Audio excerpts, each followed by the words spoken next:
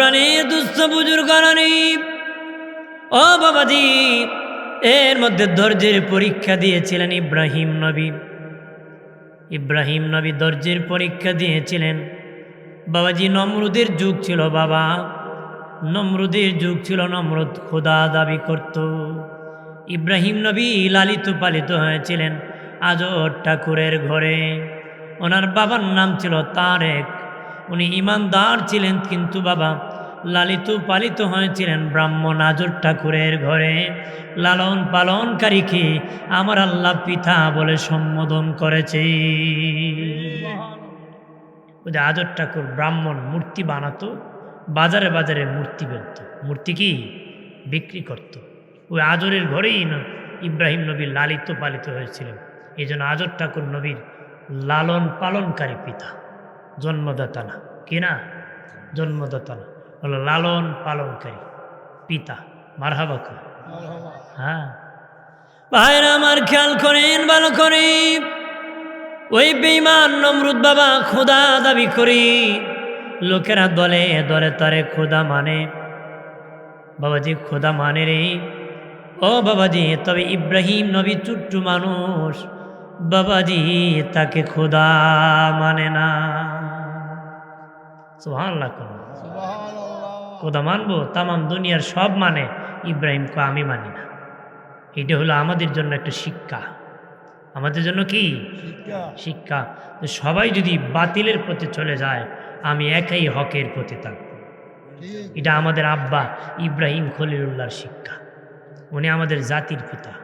উনি কি জাতির পিতা? ইব্রাহিম আলাইহিস সালাম শিখাইছে।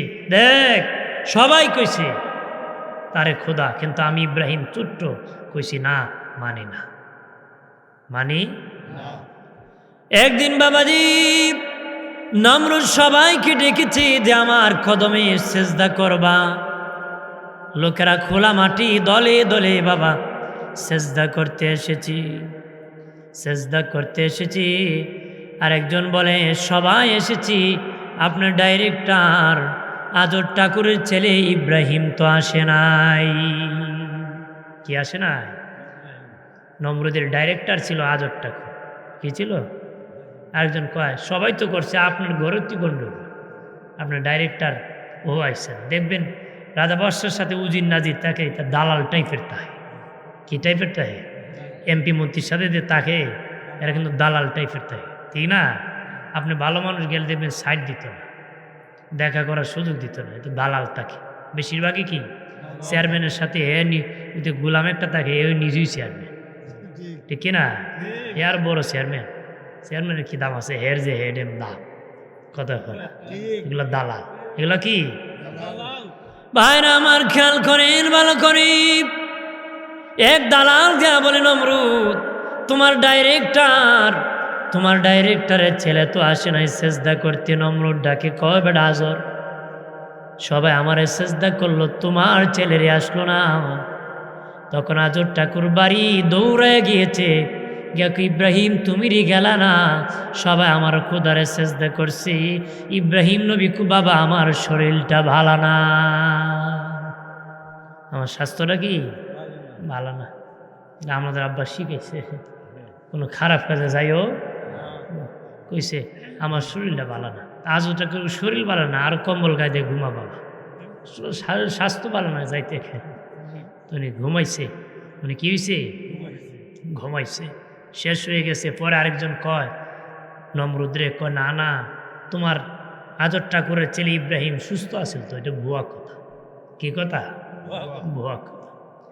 আজর ঠাকুর বাবাজি বলে না না, আমার ছেলের স্বাস্থ্য ভালো ছিল না। বাবাজি গোলামরা আসিয়া বলে, কয় না না, সে ভালো ছিল। তখন বাবা নমরুদ গুন্ডা বাহিনী পাঠাইছে, যাও ইব্রাহিমকে ধরে আনো। কি আনো? ধরে আনো। আমরা দেশে আয় না যে বিরোধী থাকলে তুই পুলিশ ঘুরায়, কতক্ষণ আগে এক শ্রেণীর লোক ফলায় থাকতো, এখন আর এক শ্রেণীর ফলায়। এটা তো নিয়ম। এটা কি নিয়ম? জোর যার মূল লোক তার, জোর যার মূল লোক তার। এবারে কত জায়গায় ফলায় ফলায় থাকে। তো ইব্রাহিম নবী বসে আছে সামনে, তো ওরা আসছে, চিনে না, আইসা জিগায় অমুকের ছেলে অমুকের বাড়ি কই, ইব্রাহিম নবীরই জিগায়।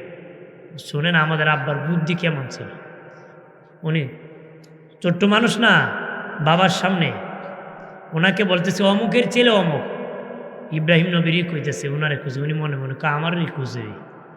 এখন যদি আমি ইব্রাহিম, ধরে নিয়ে যাইব, ধরে কি, যদি আমি ইব্রাহিম না, মিছা কথা হইব, ঠিক না? যদি আমি ইব্রাহিম, মিথ্যা হবে। যদি বলে আমি না, হ্যাঁ না, আমি যদি ইব্রাহিম বলে তাহলে ধরে নিয়ে যাবে, আর যদি বলে আমি না, মিথ্যা হবে। তা আমাদের আব্বা কি করছে, যে জায়গায় দাঁড়ায় আছে 3-4 কদম সামনে গেছে, একটু হাইটটা গিয়া একটু আগে তো এখানে দাঁড়ায় আছে, একটু আগে কি এখানে দাঁড়ায় আছে, আগে ছিল এখানে 3-4 কদম আগুয়া দাঁড়ায় ইব্রাহিম রে খুঁজেন নি, একটু আগে এখানে আছে। সুবহানাল্লাহ, জোরে আমার বানের বাবাজি। আরেকদিন বাবাজি বাহিনী পাঠাইছি ধরে আনার জন্য। বাবাজি ইব্রাহিম নবী ঘরের মধ্যে আছেন, তারা দরজায় ঢুকে গেছে, কয় চলো তোমাকে ধরিয়া আমাদের খোদার দরবারে তোমাকে নিয়ে যাব। ইব্রাহিম নবীকে ধরা লাগবে না, আমি তোমাদের সাথে যাব, আমি তোমার সাথে যাব। এই বেরিটি লাগেন, লাগতো না, আমি যাইতেছি। উনি রওনা হলেন। আদর ঠাকুর বাবাজি, ও বাবাজি, তার বাহিনীরা নমরুদের ইব্রাহিম নবীকে ধরিয়া নমরুদের দরবারে যখন আনছে, তখন নমরুদ কয় ইব্রাহিম, সবাই আমারে খুদা মানে, তুমি নাকি খুদা মানো না? ইব্রাহিম নবী বলে, কে বলছে আমি তোমারে মানি না? কই দেখো যারা দাঁড়িয়ে আছে সবাই কয় তুমি নাকি আমারে খুদা মানো না। ইব্রাহিম নবী কয়, সকলেই যখন কয় আমি কেমনে ফালাই, কথা বুঝছেন নি? ও সবাই যখন কয় আমি মানি না, তা আমি কেমনে আর এটা মানি? এইটা ঠিকই কইছে, সত্যি নি, আবার কব নাকি? কম তো মানি না, কি মান না? এখন কয় হে বে যে জাল হে, কি কব না, এই তোমরা সরো, ওর সাথে আমার কথা আছে। তিনি কইতেছে, বেটা সবাই আমারে খুদা মানে, তুই রে মানুষ না রে, মানলে তো সবাই আমারে মাইনা নিত। ইব্রাহিম নবী কয় না, আমি মানব না। আমি কি মানব না? কনা কেমনে মানবে না? কম ইব্রাহিম নবী নমরুদকে ডেকে বলেন, অগ নমরুদ, তুমি কি মরবা না? তুমি কি মরবা না? তখন নমরুদ মনে মনে কয়, পোলা তো বেশাবা প্রশ্ন করছে রে, খুদা আবার মরে কেমনে? খুদা আবার মরে কেমনে? জিগা তুমি কি মরবা না? এন করি কি প্রশ্ন করলো? মরমু। কত তুমি যদি মরে যাও গা, আর আমার যে রাত্রি কোনো আমার তোমার বন্দার কোনো দরকার হয়, আমার যদি দরকার হয়, আমি যদি তোমার বাড়ি আসি কোনো দরকারে, খুদার কাছে তো দরকার থাকে, বান্দার প্রয়োজন থাকে, আইসা দিকে খুদা মরে গেছে, তখন আমি কার কাছে কই? আমি কার কাছে? তার মানে আমার খুদা যিনি, উনি মরবে, উনি মরবে, ইনি আছেন, ছিলেন, আছেন, থাকবেন। সুবহানাল্লাহ। যার পাওয়ারের সাথে কারো সম্পর্ক, তুলনা, যার কোনো শুরু নাই, যার কোনো শেষ নাই, যার জীবনে 1 সেকেন্ড ঘুমায় নাই। আল্লাহু আকবার। যার জীবনে বাবাজি 1 সেকেন্ড ঘুমায় নাই। আল্লাহ কো বান্দা বান্দি কেন ঘুমাই না জানোনি? কারণ কি জানোস নি? রাতের 3টায় যদি তার পেটে ব্যথা হয়, সমুদ্রে আটকা পড়ে যাস। আমি যদি ঘুমায় থাকি, ওই দিন যখন বলবে আল্লাহ সাহায্য করো, বল আমি ঘুমাইলে তোরে কে সাহায্য করবি? তোর কে সাহায্য করবে আমি যদি ঘুমাই থাকি? এই জন্য তোর আমার জীবনে কোনোদিন তোর মায়া আমি ঘুমাইছি। সুবহানাল্লাহ। আমরা তো ঘুমের ছুটে খোদার কথা ইয়াদই নাই, আল্লাহর কথা কি ইয়াদই থাকে না। বেটা যে জাগে বউ ডাক দিয়ে ফজরের সময় নামাজ পড়ো না, উঠটা বেটা বড় বড় চোখ করে চায়, আর একটা টান দিবে কুরবানি করিলে, কথা হয় না। বেটা কুরবানি করিলে বউরে নামাজের কথা কইছিল, এরম লোক আছে কি না?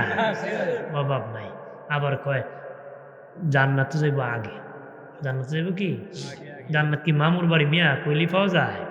জান্নাত কামাই করতে হয়। জান্নাত কি? দরুশে পরে সাল্লাল্লাহ, একটু সাউন্ডটা বাড়াইতে হবে।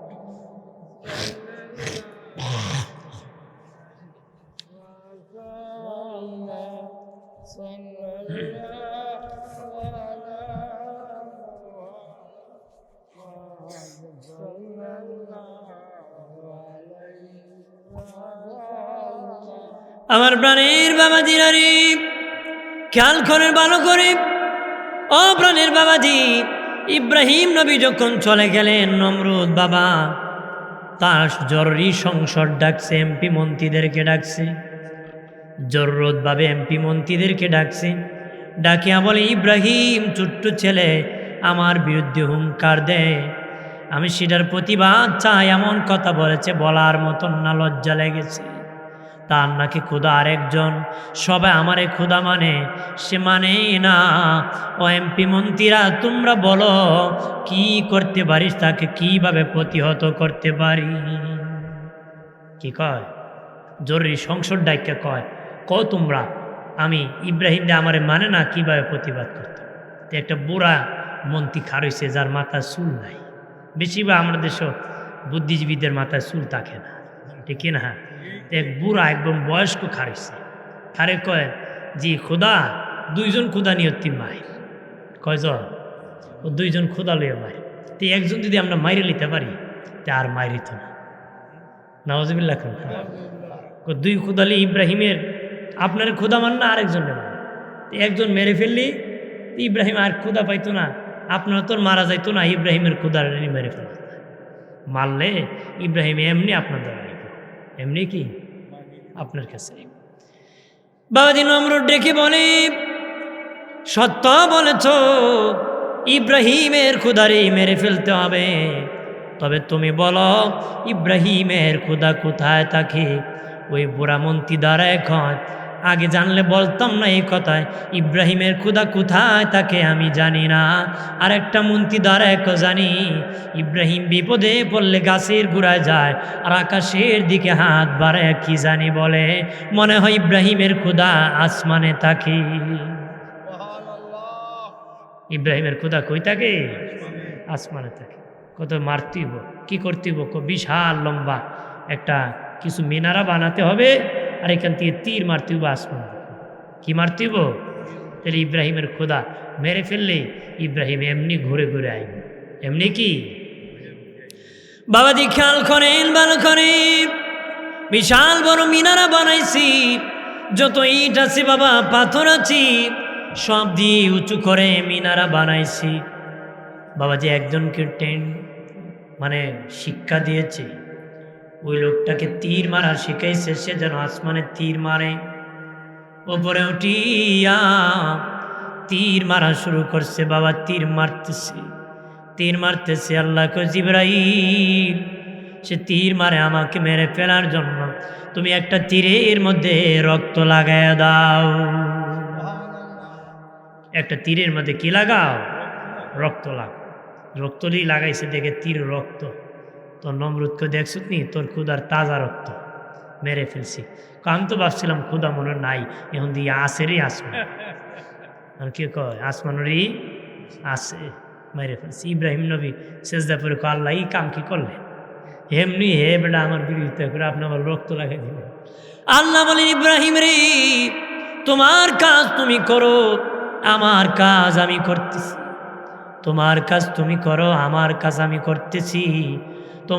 আমার পক্ষ থেকে তোমার জন্য সাহায্য আছে, ধৈর্যের পরীক্ষা আছে। ধৈর্য ধারণ করো, আমি আল্লাহ আসমান থেকে সাহায্য দান করব। ধৈর্যের পরীক্ষা। কুদুই মারি দিয়েছে, কত বড় বেঈমান। নাউজুবিল্লাহ কর, জোরে কর। আপনার কোন আল্লাহরে মারা যাইব? হ্যাঁ, কি মন্ত্রী কয় একটা মারি লিত। নাউজুবিল্লাহ কর, জোরে কর। খারাপ লাগতেছে নাকি? ভাইরা আমার খেয়াল করেন ভালো করে। ও বাবাজি, ইব্রাহিম নবী দাওয়াত দিতেছেন, লোকেরা দলে দলে কালেমা পড়তেছে। নমরুদ দেখে তার দল ভারী হয়ে গেছে, ইব্রাহিম নবীর বাবা ব্রাহ্মণ ছিল, মূর্তি বানাতো। তখন বাবা ইব্রাহিম নবী ঠাকুরের ঘরে, প্রতিমার ঘরে প্রবেশ করেছে। একটা কোরআন নিয়ে বাবা সব দেবতাকে ভেঙ্গে দি বড় দেবতার গলায় কোলালটা বান্ধিয়ে দিছে, গলায় লটকায় দিছে। আজ রাশিয়াকে ইব্রাহিম রে, নিশ্চিত তোমার কাজ কে ভাঙছে? ইব্রাহিম নবী কয় আমি কেমনে বলবো কে ভাঙছে? কয় ইব্রাহিম সব ভেঙ্গে ফেলছে। ইব্রাহিম নবী কয় বড়টাই মনে হয় সবটারে ভাঙছে, দেখেন না তার গলায় কোরাল লটকায় আছে, বড়টাই ভাঙছে। কয় না না, মিথ্যা কথা কস বেটা, আমার ক্ষুধার কোনো ক্ষমতা আছে নাকি? কতে তোমার কের ক্ষুধা ক্ষমতা নাই, ভাঙতে পারে না, কথা না কের পূজা করো, যেটার কোনো ক্ষমতা নেই। ওই আবু জাহেল একবার বিয়ার দাওয়াত পাইছে, কের দাওয়াত, বিয়াত গেলে বিয়া খাইতে গেলে কিছু দিতে হয় না, বাবাটা আগে হিসাব করে লেছে 3 লাখ খরচ করবো, 5 লাখ পাইব, কথা হয় না, ঠিক না? আগে হিসাব করে না, আগে হিসাব করে দেলাই মনে তোমারে দমলো বিকালবেলা ওই খাম হইব। হ্যাঁ দে আবু জাহেল কো বিয়াতে যেমন একটা কিছু তো দেওয়া দরকার, এবারে একটা মূর্তি লইছে, ওইটি দিলেন তুলি টুলি রং টং দিয়া কান্দে উঠে যাইতেছে, মধ্যখানে ধরছে পশ্রাবে। তো ভগবান খান্দে নিয়ে পেশাব করা বেয়াদবি না? একটা গাছের গোড়ায় হেলান দিয়ে রাখছে, সামনে পেশাব। কুত্তা আবার দেখবেন উষা দেখলি ফাউকি মারে, তুল মারে। কুত্তা দেখে গাছের গোড়াত কি তার ইটে উঁচু হয়েছে, এটা মারি দিছে চলে। আবু জাহেল পেশাব করি সামনে, আওয়াজ করে কিতা পিছে, পেশাব করি সামনে আওয়াজ করে রায় দেখে একদম গোসল করে দিছে। এদিন আবু জাহেল একটা কথা কইছিল তুই কেমন ক্ষুধা, কুত্তা তাড়ানো তোর ক্ষমতা? তাহলে আবদুল্লাহর বেটা মোহাম্মদের ধর্ম এটি এই পর্যন্ত বলছিল, কিন্তু কপালে হেদায়েত ছিল না, হিংসা ছিল। কয় খোদায় জানি মোহাম্মদ সত্য, কিন্তু খুদা আমারে দেখলো না, গরিব মোহাম্মদ রেখে নবী বানাইল। নাউজুবিল্লাহ করে। অনেক লোক আছে ধর্মের কাজ ছেড়ে দেয় জিদের কারণে, কিন্তু ওইটা দুজকে আবু জাহেল যখন গেছে জিদ করে, আপনাকেও জিদ করে দুজকে যেতে হবে। এই জন্য ধর্মের ব্যাপারে কোনো জিদ নাই, হোক এতিম হোক গরিব, হোক আমির হোক ফকির, মক্কা যাও সবাই দেখবেন সিলাইবিহীন কাপড় পরে লাব্বাইক বলতেছে, কেটা আমির আর কেটা ফকির চিনার কোনো কুদরত নাই, ঠিক কিনা কও? আমার প্রাণের বাবাজি খেয়াল করে ভালো করে বাবাজি, আজর ঠাকুর আসিয়া কয় খোদা আমার ছেলের অবস্থা ভালো না, সে দিন দিন আরো বাড়তেছে, দিন বাড়তেছে। তখন বলল তারে ধরিয়ে আনো, কঠিন শাস্তি আমি ব্যবস্থা করব। কয়েক মাল এরিয়া নিয়ে বাবা হাজার মন লাকড়ি দি, কয়েক মাল এরিয়া দি হাজার মন লাকড়ি দিয়ে অগ্নিকুণ্ড বানাইছে, আগুন বানাইছে ইব্রাহিম নবীকে সে আগুনে ফেলে দেওয়ার জন্য বাবাজি ফেলে দিবি, কিন্তু তার বাহিনীরা হাত দিয়ে ধরতে পারে না, হাত পুড়ে যায়। ফেলবে কিভাবে? ম্যাজিক বানাইছে, চরক গাছ বানাইছে, ওই যে দেখবেন মাটি কাটি গাড়ি আছে বাবা, এইভাবে খাবলা দিয়ে ওইভাবে রেখি, এইভাবে ম্যাজিক বানাইছি যেন ওইটা মধ্যখানে এইভাবে ফেলে দিতে পারে। চরক গাছ বানাইছি ইব্রাহিম নবীকে ফেলার জন্য। ঠিক যখন ফেলে দিবি বাবাজি, চরক গাছ সবাই মিলে নাড়াইতে পারে না, সরাইতে পারে না। শয়তান বুড়া দরবেশের সুরত ধরে কয়, নমরুদ কিয়ামতের আগেও নড়াইতে পারবা না কেন রে বুড়া দরবেশ? কই চরক গাছের মধ্যে ফিরিস্তা ধরে রাখছে, যদি তুমি ফিরিস্তা না সরাইতে পারো পৃথিবীর কেউ সরাতে পারবে না। নমরুদ রেখে বলে, এ বুড়া কিভাবে ফিরিস্তা সরাবো? তখন কই এখানে উলঙ্গ নারী না চাও, উলঙ্গ করে নারী না চাও। উলঙ্গ নারী যখন দেখবে ফিরিস্তারা লজ্জায় চলে যাবে। ঠিক বাবাজি নমরুদ বেঈমান, শিকানের মধ্যে বাবা ওই আগুন ওই উলঙ্গ নারী নাচানো শুরু করছে, ফিরিস্তা চলে গেছে, তারপরে উঠাইতে পারে না। নমরুদ ডেকে বলে, হে বুড়া দরবেশ বলেছিলাম উলঙ্গ নাচালে ফিরিস্তা চলে যাবে, তারপরে গাছ উঠে আগুনে ফেলে দিতে পারবো, কিন্তু পারতেছি না রে, উঠাইতে পারতেছি না। ফিরিস্তাকে চলে গেছে নাকি? হ্যাঁ চলে গেছে।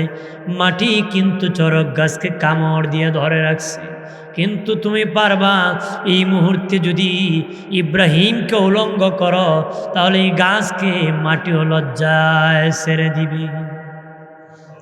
জোরে কয় ইব্রাহিম নবীরে নাকি উলঙ্গ করতো, নাউজুবিল্লাহ কয়। নমরুদ বাবাজি অপার করে দিল রে, কে আছো ইব্রাহিমকে উলঙ্গ করবা? কেউ রাজি হয় না বাবা। আজর ঠাকুর কয় আমি রাজি। আমি ধরিয়া নিজে এনে দিয়েছি খুদা, আর অন্য কেউ কেন টাকা নেবে, আমি নিজে উলঙ্গ করে দিব। ইব্রাহিম নবী হাতে পায়ে বেরি লাগানো বাবা, মাথা নতে পারেন না, সোজা হতে পারেন না, এমনভাবে মজবুত করে বেরি লাগাই দিছে, শিখন লাগাই দিছে। আজর ঠাকুর যখন ইব্রাহিম নবীর কাপড় চোপড় খুলতে এসেছে, ইব্রাহিম নবী চায় বাবার পায়ের দিকে ঝুঁকবে, দেখি বলে বাবা ও বাবা আগুনে ফেলে দাও, আমি ইব্রাহিমের কোনো সমস্যা নাই, তবে গো বাবা উলঙ্গ করিয়া আমি ইব্রাহিমকে মানুষের সামনে লজ্জা ফেলে দিও, আমি তোমার পায়ে পড়ি, হাতে ধরে আমাকে উলঙ্গ করিও না। আদর ঠাকুর বাবাজি মানে নাই, দূর করিয়া ইব্রাহিম নবীর কাপড় চোপড় খুলে দিয়েছে। আল্লাহ বলেন এ জিবরাইল যাও যাও, আমার ইব্রাহিম কাপড় ছেড়ে দিয়েছে, আমি আল্লাহকে ছাড়ে নাই রে ইব্রাহিম, আমি আল্লাহকে ছাড়ে নাই। আজকে বাবা বাড়ি পর্যন্ত মুসলমান ধর্মের জন্য ছাড়তে পারে না, বিবির কুল ছাড়তে পারে না রে, সম্পদ ছাড়তে পারে না, ইমাফিল আসতে পারে নাই, দুনিয়ার মতলবের কারণে আসে নাই। আর ইব্রাহিম নবী কেমন বাবা, বাবাজি আল্লাহকে জিবরিল যাও, ইব্রাহিম তার কাপড় ছেড়ে দিয়েছে, আমাকে ছাড়ে নাই, ইব্রাহিমের জন্য জান্নাত থেকে একটা জুব্বা নিয়ে যাও। কায় পাঠাইছি জুব্বা? জোরে কোন কে? জিবরিল আমিন ইব্রাহিম নবীর পরনে বাবা জুব্বা পরাই দিছে গো। এমনি বাবা আগুনের মধ্যে মধ্যখানে ইব্রাহিম নবীকে ফেলে দিছে। আল্লাহ কো আগুন রে, ও আগুন তুমি আমার ইব্রাহিমের জন্য এয়ার কন্ডিশন হয়ে যাও, আরামদায়ক হয়ে যাও। আল্লাহ যদি কিন্তু ঠান্ডা হয়ে যাও, বেশি ঠান্ডা মানুষ সহ্য করতে, বেশি গরমও সইতে পারে না। আল্লাহ কাছে আরামদায়ক, ইব্রাহিমের জন্য যেভাবে শান্তি হয় এইভাবে হয়ে যেত। আস্তে কোন সুবহানাল্লাহ, বাঙালি উল্টা, জোরে কইলে আস্তে কয়, আস্তে কইলে যদি কোনো উত্তর দিকে যাইও না, একটু দিকে যাই দেখ কি তাও এখন আছে কি না, উল্টো হয়ে যায়। দেখ বেটা হারা জীবন সারা দুনিয়া বিচার করছে, কিন্তু বউ বুঝাইতে পারে, বউ কি বুঝাইতে পারে। তো শুনছে বিচারতে কি শুনছে, নদীতে ডুবে বিবি মরে গেছে, বেচারা নদীর স্রোত যায় উত্তর দিকে, বেটা দৌড়ে দক্ষিণ দিকে। মানুষ কয় মেয়ে কি বিচার করছো সারা জীবন, পানির স্রোত যায় উত্তরে, তুমি যাও দক্ষিণে। আমি বুঝি যাই। কেন? কয় কই আমার বউ হারা জীবনে আমার উল্টা গেছে। ময়ূর আজকে উল্টোই যাবে, এটা বাইলে যেত না। ময়ূর কি এটা পানির বেলে যেত না, এটা আজকে উল্টা যাইবে। এই জন্য আমি উল্টা খুঁজতেছি। উল্টা কি?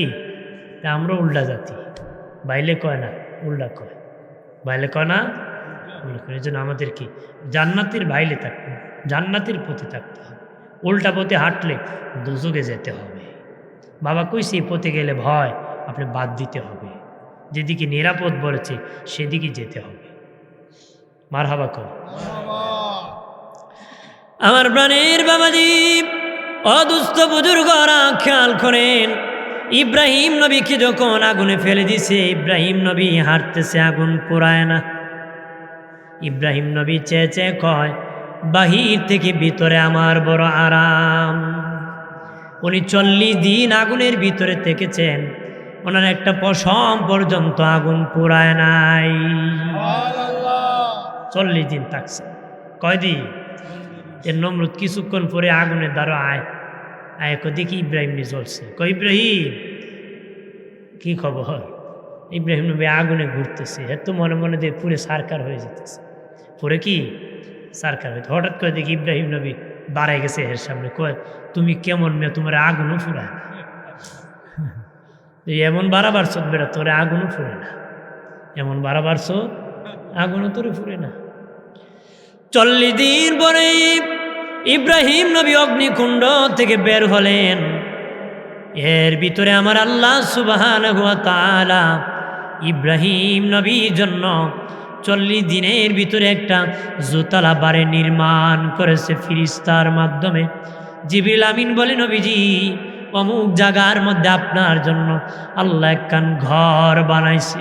ইব্রাহিম নবী কয়, কেন রে জিবরিল? আল্লাহ আমার জন্য ঘর বানাইছে। জিবরিল কয়, নবীজি আপনি তো সর্বহারা হয়ে গেছেন, বাড়িঘর ফেলে এসে চলে গিয়েছে, আগুনে আপনাকে ফেলে দিয়েছে, এই জন্য আমার আল্লাহ সহায় হয়েছে, আপনার জন্য ঘর বানাইছে। ভাইয়েরা আমার খেয়াল করেন ভালো করে, ও বাবাজি ইব্রাহিম নবী বাবা এখানে থাকতেছেন। আমার আল্লাহ ইব্রাহিম নবীকে 40,000 শিকারী কুকুর দিলেন। আমার আল্লাহ ইব্রাহিম নবীকে 40,000 শিকারী কুকুর দিলেন। প্রত্যেকটা কুকুরের গলায় স্বর্ণের মেডেল পরিধান, প্রত্যেকটা কুকুরের গলায় স্বর্ণের মেডেল। আল্লাহকে ইব্রাহিম ওই কুকুরগুলা লইয়া তুমি নমরুদের দেশে যাও। কেন যাইবা? নমরুদের গোষ্ঠীর অন্তরে কষ্ট দেওয়ার জন্য। কুকুর নাপাক, ইব্রাহিমের ক্ষুধা এত ধনী, ওই নাপাক কুকুরের গলায় স্বর্ণ পরায় দিছে। ইব্রাহিম নবী বাবাজি কুকুর লইয়া যখন নমরুদের রাজধানীর মধ্যে প্রবেশ করেছি, লোকেরা ভয় পেয়ে পেয়ে বাবা ঘরের মধ্যে বলে দরজা বন্ধ করতেছে, ঘরের ভিতর ঢুকে দরজা বন্ধ করতেছে, লক দিতেছে। একজন আর একজন কয়, দেখ আমার খোদা, আমাদের খোদা ইব্রাহিমকে বাড়ি থেকে দেশ থেকে দেশান্তর করেছে রে। আর দেখ ইব্রাহিমের খোদা কত ধনী, ইব্রাহিমের খোদা কত ধনী, আমরা বিবির গলায় স্বর্ণ দিতে পারি না, আর ইব্রাহিমের খোদা কুকুরের গলায় স্বর্ণ পরায় দিছে। দেখ আমরা বউরে স্বর্ণ দিতে পারি না, আর ইব্রাহিমের খোদা কত ধনী, কুকুরের গলায় স্বর্ণ পরাই দিছে। মারহাবা কর না। ভাইয়ের আমার খেয়াল করে ভালো করে, ইব্রাহিম নবী বাবাজি আমাদের জাতির পিতা, পৃথিবীর সর্বপ্রথম যার চুলদারি সাদা হয়েছিল রে। ইব্রাহিম নবীর আগে কারো চুলদারি সাদা হয় নাই। ইব্রাহিম নবীর আগে গো কারো চুলদারি সাদা হয় নাই। সর্বপ্রথম ইব্রাহিম নবীর কয়েকটা দাড়ি যখন সাদা হয়ে গেছে, ইব্রাহিম নবী আল্লাহ ও মালিক এগুলা সাদা হলো কেন গো? আল্লাহ কি ইব্রাহিম এটা তোমার ইজ্জত, এটা তোমার সম্মান। ইব্রাহিম নবী আল্লাহ সাদা হলে যদি ইজ্জত বাড়ে তুমি আরো বাড়ায় দাও।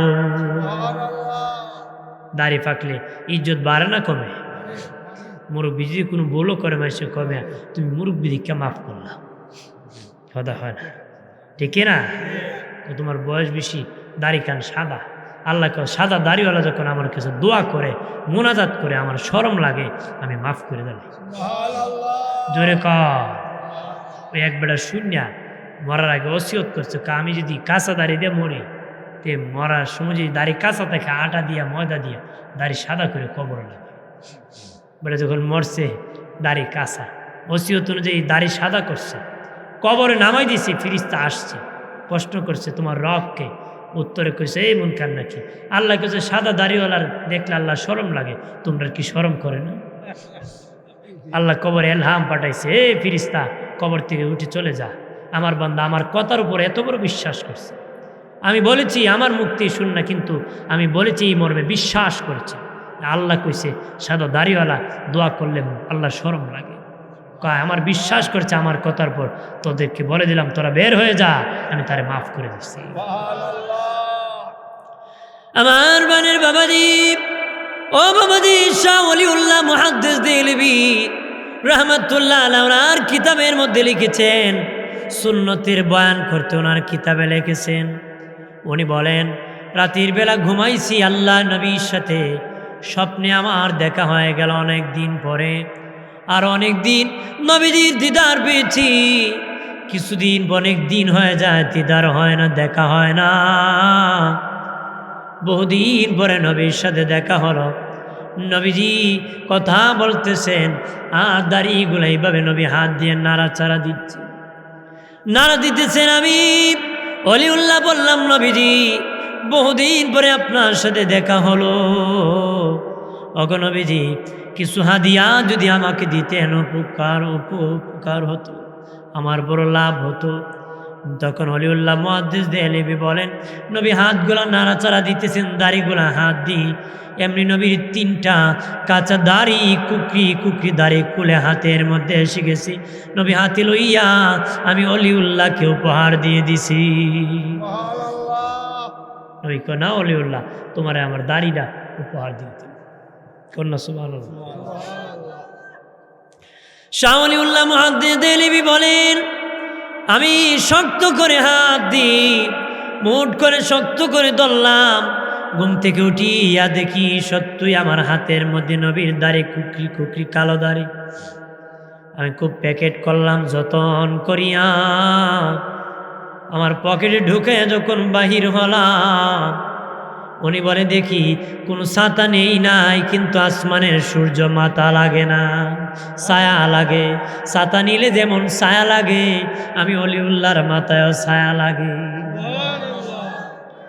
উনি বলেন, এরপরে আমি ঘরে যাইয়া নবীর দাড়ি মুবারক ঘরে রাখি, আবার বের হলাম, দেখি আবার সূর্য লাগে, আবার আমার মাথায় সূর্য লাগে। যখন আবার ঘরে গিয়ে আবার নবীর দাড়ি মুবারক পকেটে নিলাম, আবার দেখি সূর্য লাগে না রে।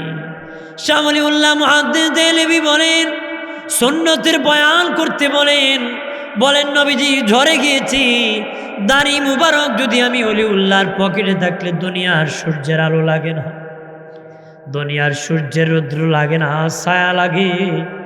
যদি তোমাদের মুখে নবী দাড়ি লাগাতে পারো, দাড়ি রাখতে পারো, নবীর সুন্নত, হাসরের মাঠে সূর্যের আলো তোর মাথায় লাগবে না। হাসরের মাঠে ওই সেদিন সূর্যের তাপ তোমার মাথায় লাগবে না রে।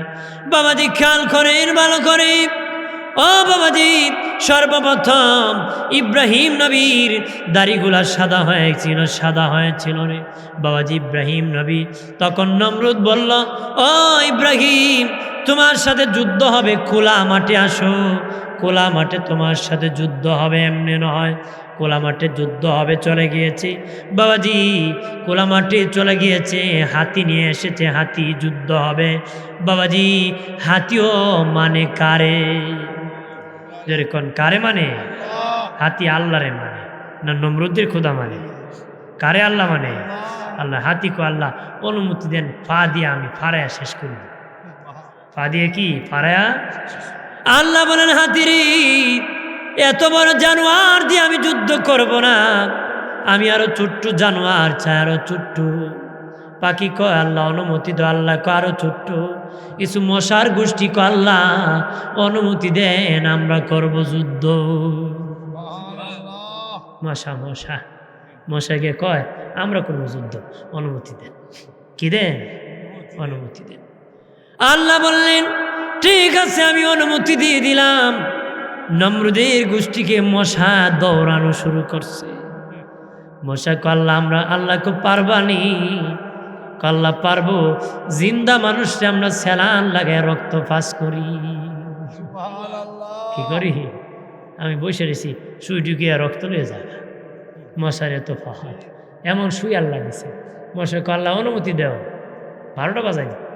আল্লাহকে অনুমতি দিলাম। মশার ফালদন ধরছে, নমরুদের গোষ্ঠী দৌড়ানো শুরু করছে। শেষে এক লেঙ্গা মশা আল্লাহর কল্লা আমি আইছিলাম বহুত কষ্ট করে। কি কয়? আল্লাহ আমি বহুত কষ্ট করে আইছি। আল্লাহ কয় এত দেরি হইল কামনু লেঘরা আইতে দেরি হইছে। আল্লাহ আমার একটা কাজ দেন, আমার একটা কাজ দেন। আল্লাহ কয় তোর বড় একটা কাম দেবো, তুই নমরুদে ধরতে পারবি না। কয় পারবো। কে ধরবো?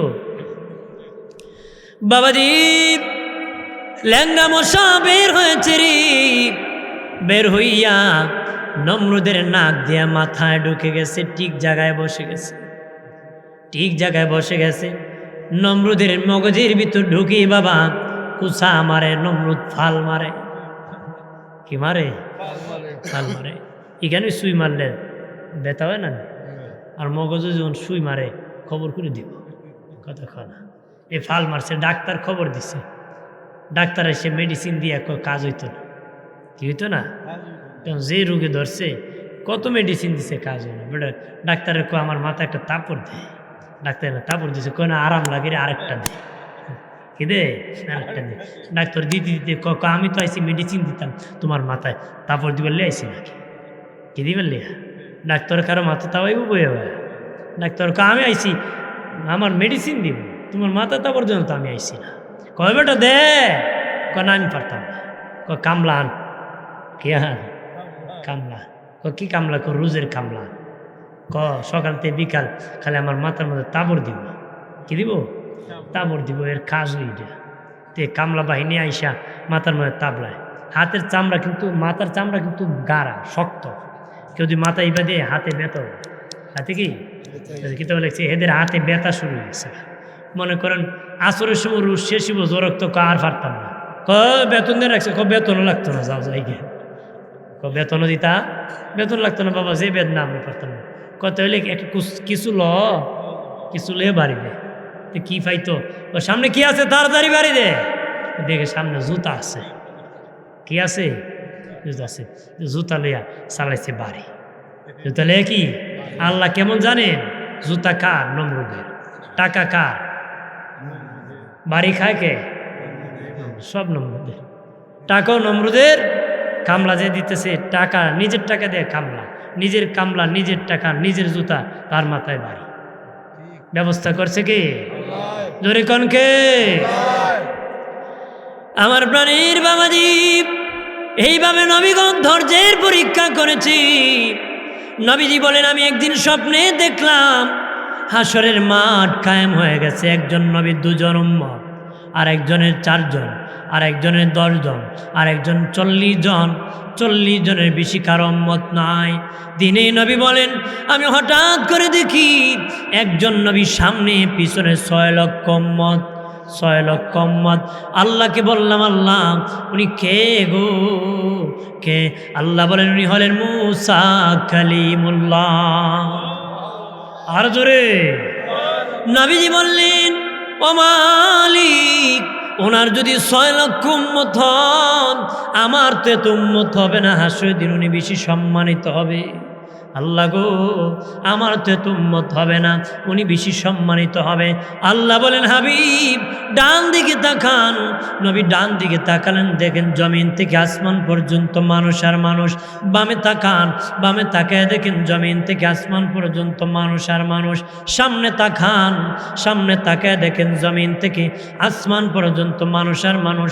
পিছনে তাকান, নবী দেখেন জমিন থেকে আসমান পর্যন্ত মানুষ আর মানুষ। আল্লাহ বলেন, হাবিব জমিন থেকে আসমান পর্যন্ত চতুর্দিকে যত মানুষ দেখেছেন সবাই একা আপনার রাসূলুল্লাহর উম্মত।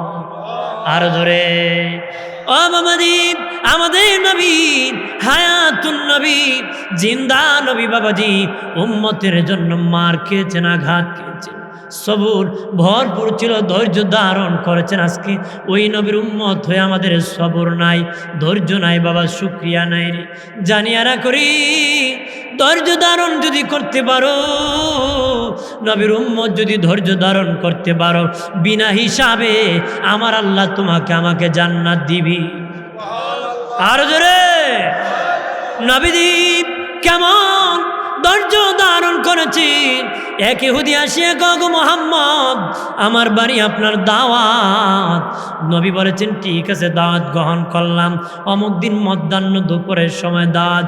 নবীজি দাওয়াত খাওয়ার জন্য বাবাজি ওই ইহুদির বাড়িতে গিয়েছেন, দেখিনি ইহুদি বাড়ি নাই, দরজা বন্ধ করে চলে গেছে।